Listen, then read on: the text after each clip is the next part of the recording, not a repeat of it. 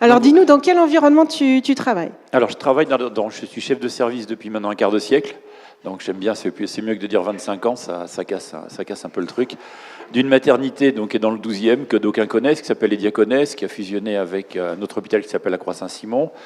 Et l'établissement est particulier puisque auparavant, nous, on s'appelait les PSPH, participants au service public hospitalier, et puis depuis Madame Bachelot, on s'appelle les ESPIC, donc ça s'appelle les établissements de soins participant à l'intérêt collectif. Je ne sais pas la prochaine fois quand est-ce qu'on a le nouvel acronyme qu'on va nous mettre. Donc les PSPH, et je termine, j'en ai pour 2 secondes, donc on participe au service public, donc il n'y a pas de dépassement d'honoraires, pas de, c'est comme si vous étiez dans le public, mais on s'est tous un peu tirés de la paix parce qu'on en avait marre de la pagaille de la paix. Voilà.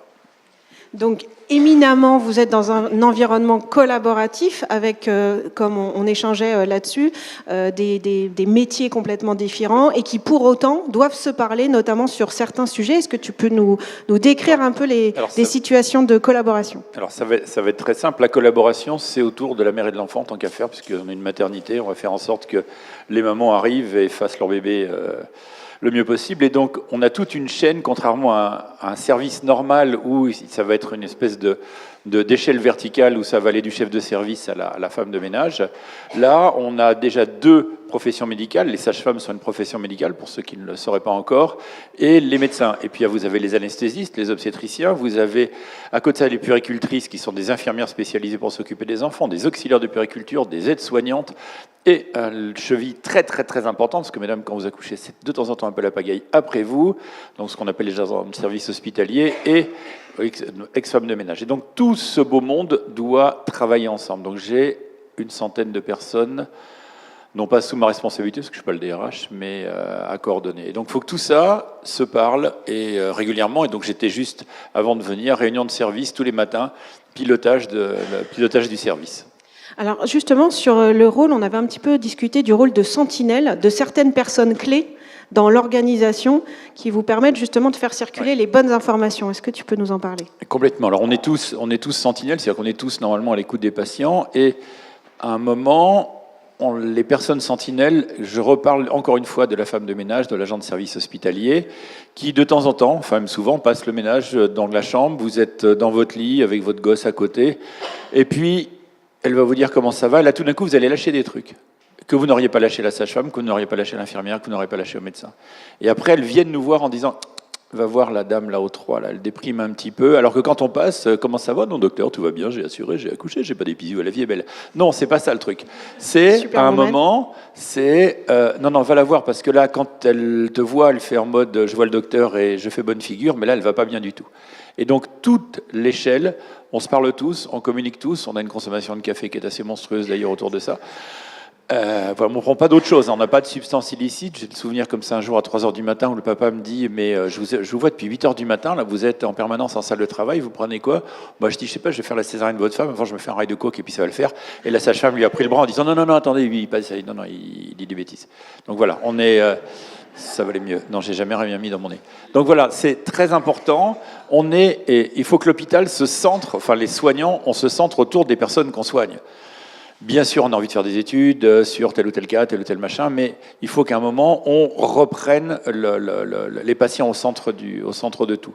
Et je suis vice-président du réseau de santé périnatal parisien, entre plein d'autres choses. Et à chaque fois, on dit « Ouais, mais on voudrait faire une étude psychologique sur... » Non. On nous a confié, nous, l'État, le fait de faire que les femmes accouchent dans des bons endroits et que les enfants soient en bonne santé. Juste, on va commencer par faire ça. Après, on fera le reste. Alors justement, tu parlais du rituel que vous aviez tous les matins, qui est un peu votre réunion de débriefing. Oui. Comment elle se déroule? Alors, donc, régulièrement, donc, c'est tous les matins, sauf le samedi et le dimanche, parce qu'à un moment, je faisais ça le samedi, je venais exprès, mais j'ai une vie de fou. Donc, tous les matins, à 8h30, on a une salle dans laquelle se réunissent tout ce qui tout ce qui va bosser dans la journée. Donc vous avez les obstétriciens, celui qui va être en charge de la salle de naissance, celui qui est en couverture, parce qu'on est 2 obstétriciens, on n'a pas d'interne chez nous. On va avoir la sage-femme de salle de travail qui va arriver. Alors on dit plus salle de travail, on dit salle de naissance, de même qu'on dit plus suite de couches, on dit secteur mère-enfant, de même qu'on dit plus... Enfin voilà, c'est ça, donc on fait comme ça. Mais dans vos boulots c'est pareil, on a changé de plein de noms, alors que finalement le boulot c'est toujours le même. Donc on commence toujours, c'est un rituel, par ce qui nous attend dans la journée. Donc là, c'était tout à l'heure, à 8h30. Qu'est-ce qu'on a qui nous attend? Donc on a Madame Machin, Madame Bidule, Madame Truc, qui est en travail à 2 cm, 3 cm, 4 cm. On a en même temps dans la salle de réunion les monitorings, c'est là qu'on va voir le rythme cardiaque des enfants, donc on peut discuter.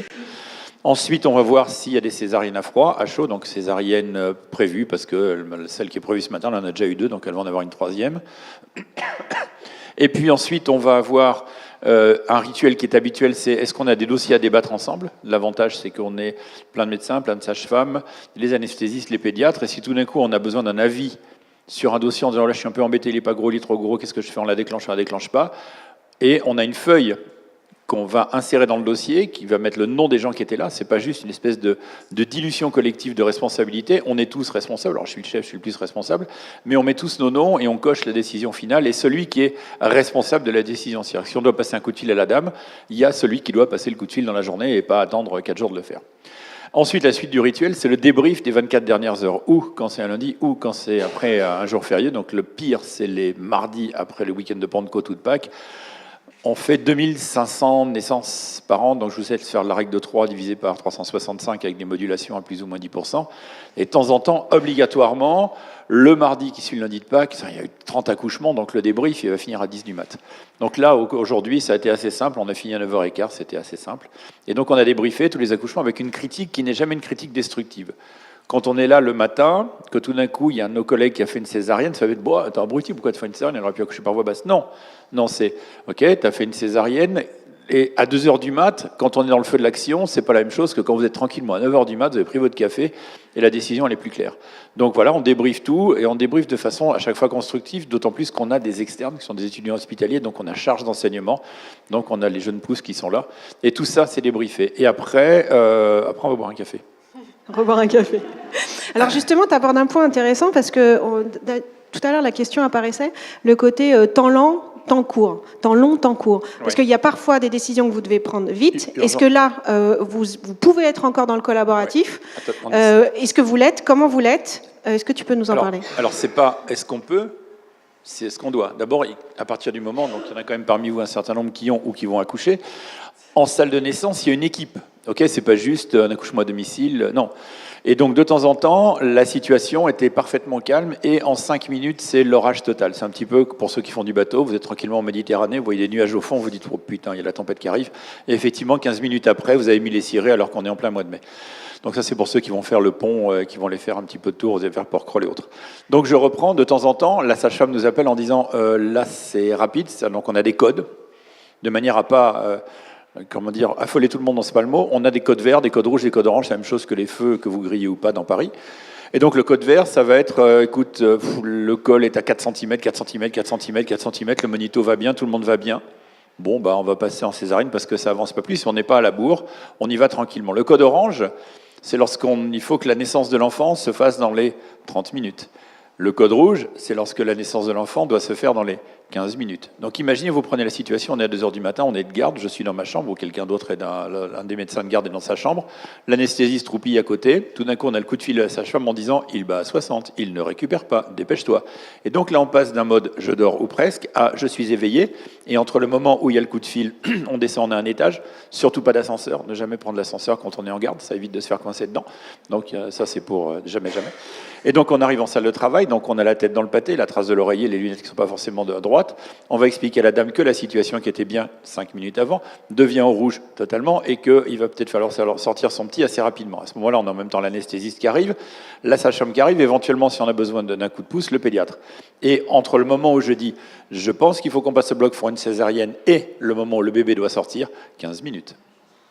Dans les 15 minutes, on a trimballé la dame de la salle de travail jusqu'au bloc, on a poussé l'anesthésie, on a ouvert les champs, on a le machin, on a badigeonné le ventre, je sors un bistouri, il est 3h du mat', je suis au boulot depuis 8h du mat'.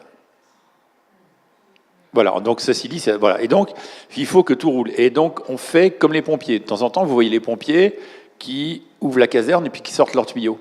Ok, ils vérifient que les tuyaux soient... Ben nous, on a pareil, on se chronomètre à chaque fois. Lorsqu'il y a un code orange, lorsqu'il y a un code rouge ou un code vert, On met le temps de décision de césarienne, c'est écrit heure-minute.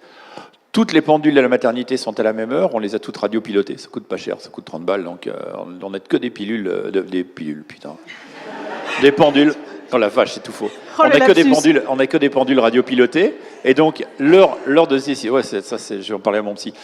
Donc on a l'heure qui est en salle de travail, donc on voit l'heure en décision de césarienne, c'est noté, et puis après le temps de passage au bloc, et on se chronomètre. Et de temps en temps, il y a certaines facs, nous on commence à les avoir, où on a des salles de simulation.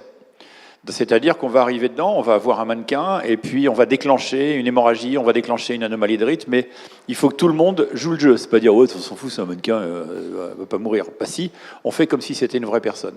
Donc ça s'appelle du serious game, ailleurs. Donc on le fait, et nous on le fait depuis longtemps, c'est-à-dire qu'on s'entraîne et on se chronomètre. Je me souviens quand j'étais interne, j'ai des patrons qui disaient, ouais, la césarienne c'est pas une course. Je fais, ouais, moi je m'en fous, je vais opérer plus vite que toi. Et il faut jamais faire ça quand vous êtes interne, ne jamais opérer plus vite que les assistants, ça vous pose des soucis après. Ça, c'est une remarque personnelle. Donc voilà, donc, vous avez remarqué, je parle très vite, je suis un peu une espèce de trublion hyperactif. Donc il y a un moment, il faut que toute l'équipe ait... Le commandant de bord, c'est l'obstétricien de garde. Il y a un moment, il ne faut pas qu'il fasse qu'est-ce qu'on fait. Non, il y a un pilote à bord, c'est pas Costa Croisière, le mec qui a voulu raser un peu le truc et puis qui a mis le bateau sur le côté. Non, on pilote, on y va et on fédère l'équipe. Et après, de temps en temps, ça a un côté team building. Ouais, check, on a sorti tout le monde, on va bien. Et puis hop, on se reprend encore un café. Donc en situation d'urgence, prise de décision à la minute. Mais on est entraîné à ça. On est entraîné. On a des études de médecine. Après, on devient interne. Après, on choisit sa spécialité, ou plutôt c'est la spécialité qui nous choisit, et après, de temps en temps, il faut qu'on tienne le coup. C'est-à-dire que si vous avez envie de faire de l'obstétrique et d'avoir un boulot, genre je bosse de 8h à 20h et après je dors à chaque fois, ça faut changer de boulot. C'est-à-dire qu'il faut être capable de passer dans un sommeil qui est, en vrai, on ne dort jamais de façon profonde, à je suis réveillé et actif, et très actif, quand tout d'un coup, on a un peu la vie des gens en jeu. Donc voilà, c'est qu'on est trié comme du bétail. On casse la pendule, il y a une petite glande qui s'appelle l'épiphyse qui normalement fait les alternances journée. On la casse complètement, c'est-à-dire que je ne sais plus, je suis à peu près là qui fait jour, je mange quand j'ai faim, je dors quand j'ai envie de dormir, je vais faire des siestes, des micro-siestes, etc., un petit peu comme les navigateurs. Enfin, je fais voilà, je suis motard, voileux, guitariste de rock, etc., à part ailleurs. Voilà. Vous avez combien de vie ? Je dors 4 heures par nuit depuis toujours, donc ça c'est chiant. Il n'y a pas d'autre mot pour l'entourage. Parce que tout d'un coup, je couche minuit, à 5h du mat, je suis debout en train de bouquiner, donc je suis prié d'aller dans une autre pièce.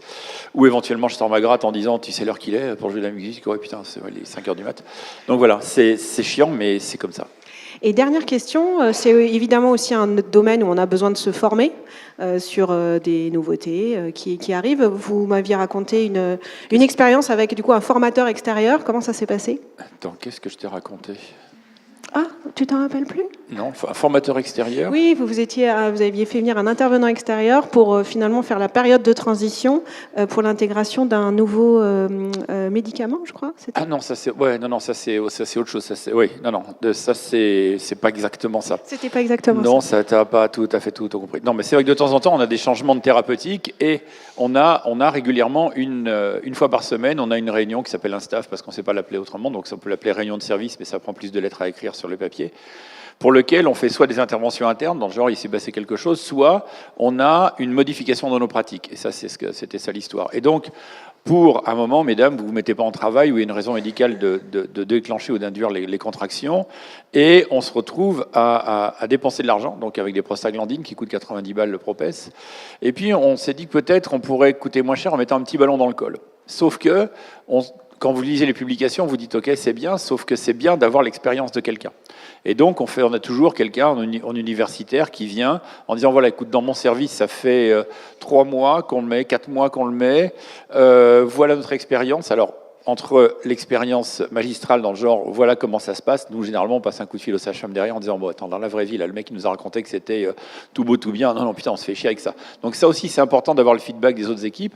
Et à partir du moment où on va faire un changement d'axe thérapeutique, on va pouvoir, grâce effectivement au formateur externe, et moi je fais en même temps le formateur externe ailleurs, c'est-à-dire que là je rentre d'Afrique, j'ai fait pendant le week-end, j'ai fait Paris, Dakar, Abidjan, Bruxelles, Paris, pour aller former en Afrique sur la prise en charge de l'hémorragie postnatale immédiate avec des produits qui sont thermostables. Donc, j'ai fait ça en un week-end, faut être taré. Mais c'est fait. Donc voilà, donc on est et de manière à induire des changements de pratique chez les gens.